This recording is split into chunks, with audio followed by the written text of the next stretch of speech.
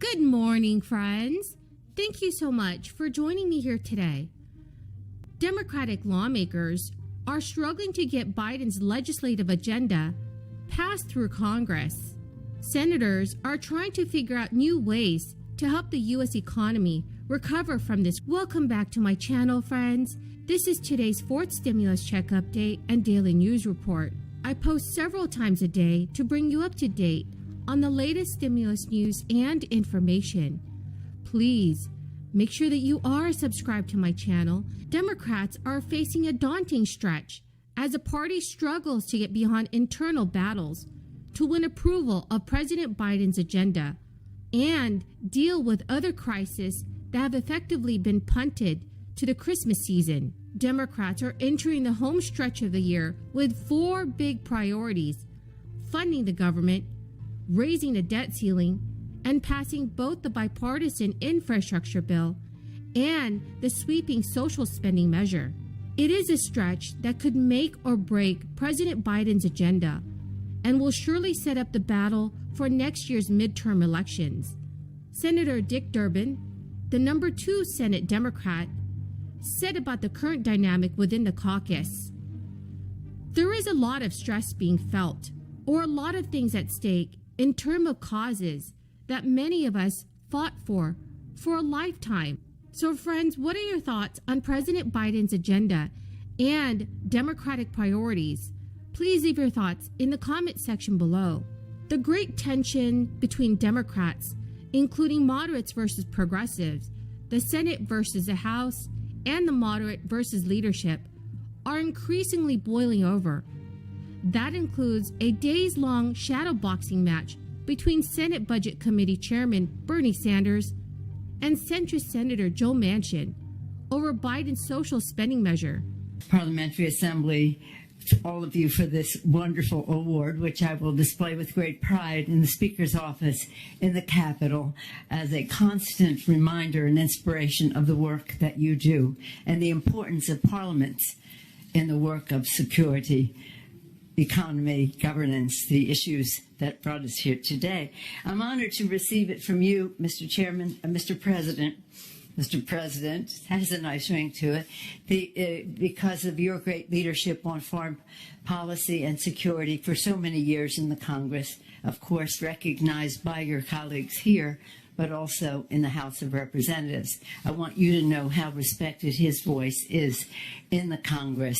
And again, we take great pride in his presidency of this organization. Thank you, Jerry Conway. So here we are in Lisbon, and here we are just honored not only by the beautiful hospitality and the cultural experience and all the rest of the Portuguese government and of the Parliament, Mr. Speaker, but also by the seriousness of purpose of the comments that you both made here today. Mr. Speaker, it was an honor to hear the array of concerns that you, challenges that you placed there, Mr. Prime Minister, the values, the framework in which you put it, and then to hear Jerry talk about a new way to look at all of this. Clearly, listening to the Prime Minister and the Speaker, it's clear that the Atlantic Ocean does not divide us, but is unifying to us. The transatlantic relationship is one that we value. Clearly you do. Lisbon, Portugal, has been, shall we say, the master of the seas from the age of discovery, and now, as you try with the COP26 and also your initiatives on the oceans to protect that tremendous ecological resource. I saw the Prime Minister and Joe Manchin and Senator Bernie Sanders have spent days trading criticisms through the press. But Bernie Sanders brushed off a question about if they, or Senator Kyrsten Sinema, another moderate senator, has urged to be more specific, should get in the room together to hash things out. Sanders and progressives disagree with Joe Manchin, Kyrsten Sinema, and House centrists over the measure's policy details and size. Bernie Sanders is refusing to acknowledge a price tag below $3.5 trillion. while Congressional Progressive Caucus Chairwoman Pramila Jayapal is pushing for a bill around $3 trillion.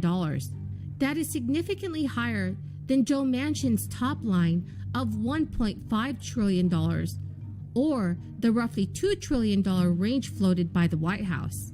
Democrats had hoped to fund everything from combating climate change to housing, childcare, education assistance, and a healthcare expansion.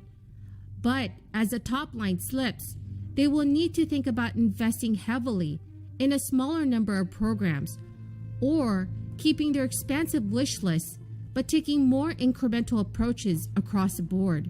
While Democratic leadership is aiming to have the bill to President Biden by the end of this month, senators acknowledge they are not married to a timeline, but they also cannot risk dragging too far into fall.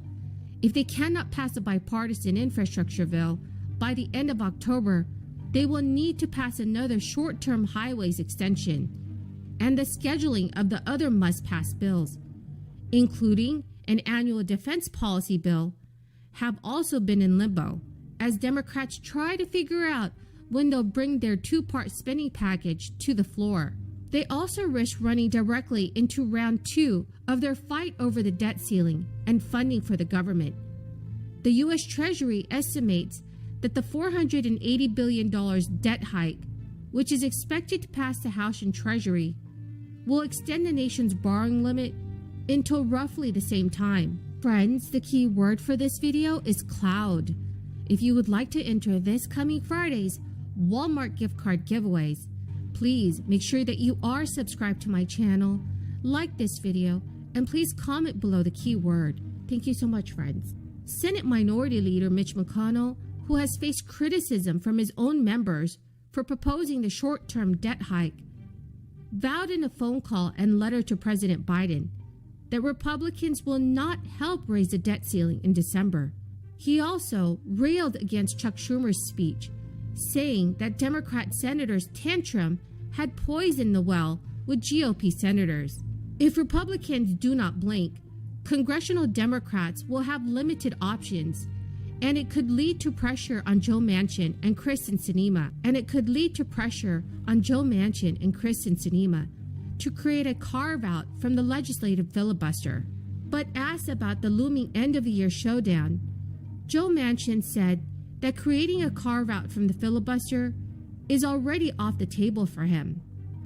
Manchin stated, "The filibuster is the only thread that we have to keep our democracy alive and well in America. If we did not have the filibuster to where it would keep us keeping back to civility from time to time, then you would see total chaos." Friends, thank you so much for joining me here this Monday morning. I greatly appreciate every single one of you who are watching my videos. And to say thank you, and if you would like to enter, please subscribe to my channel, like this video, and comment below the keyword. Thank you so much and have a very blessed